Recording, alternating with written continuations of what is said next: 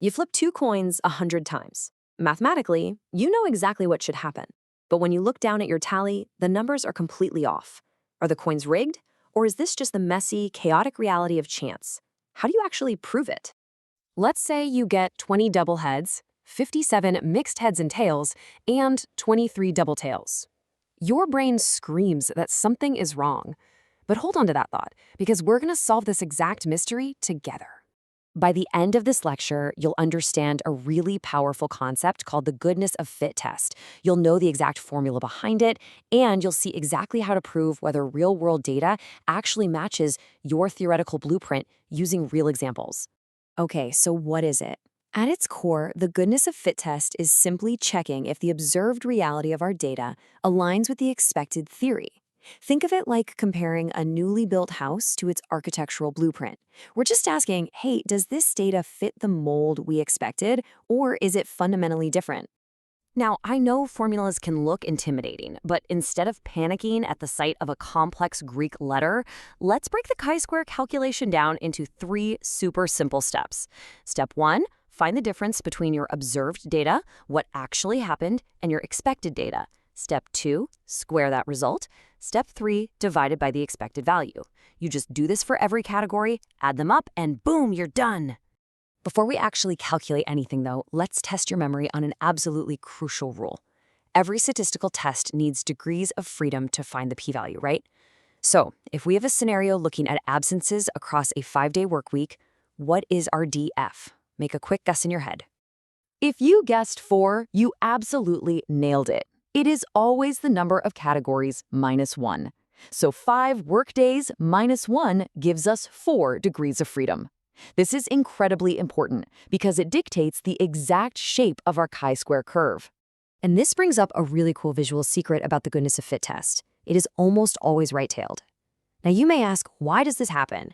Well, if your observed reality matches your expectation perfectly, the difference is basically 0.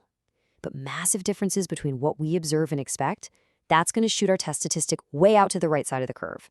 The bigger the gap, the further right we go. Okay, wait, this is important. Pay close attention here, because this is a really common student trap called the rule of 5. You might be wondering, can I just use this test on any data? The short answer is no. If your expected values are too tiny, the division in our formula blows the chi-square statistic completely out of proportion. So every expected cell must be at least 5.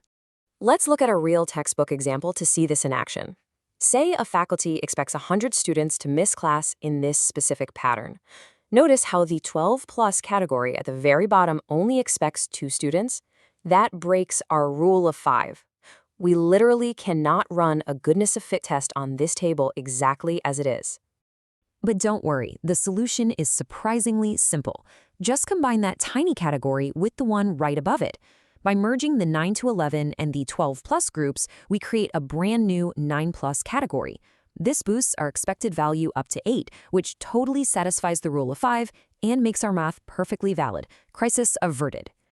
Section 2, Guided Practice, the Streaming Service Mystery. Now that we've got the rules down, let's connect this to real life.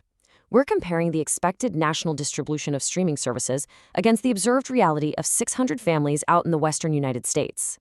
Look at the bottom row. The theory says we should expect 48 families to have 4 or more subscriptions, but we only observed 15. Is this just a slight statistical wobble, or is there a fundamental difference in behavior here? Well, if we run these numbers through our 3-step formula, finding the difference, squaring it, dividing by the expected value for every single row, and then adding them all up, we get a massive chi-square test statistic of 29.65. Remember what we said about right-tailed tests earlier? This number is incredibly far to the right. And because it's so far to the right, it gives us a microscopic p-value, literally 0.000006. Since that's well below our 1% significance level, we reject the null hypothesis. The takeaway? We can confidently say the Western U.S. definitely has different streaming habits than the national average. The real-world data completely broke the expected mold. Which brings us to our next guided practice, the coin flip conundrum. Let's bring this full circle right back to the very first problem I asked you about. Are those coins fair? Out of 100 flips, probability says we should expect exactly 25 double heads, 50 mixed, and 25 double tails. But our observed reality was slightly off, 20, 57, and 23. This is exactly where the goodness of fit test shines. When we calculate the sum of our square differences divided by our expectations for these three categories, our test statistic comes out to only 2.14.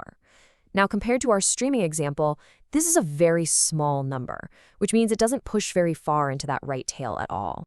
At a standard 5% significance level, a p-value of 0.3430 is way too high to reject a null hypothesis. So what does that actually mean for us? It means we simply don't have the statistical evidence to call these coins unfair. Our expectation essentially matched our reality.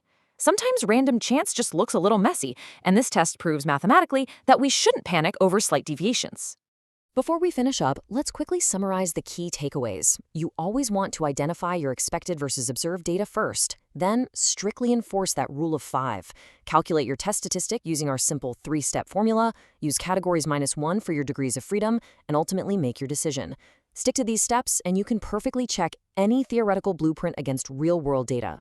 So you now know how to see if a single set of data fits a specific mold.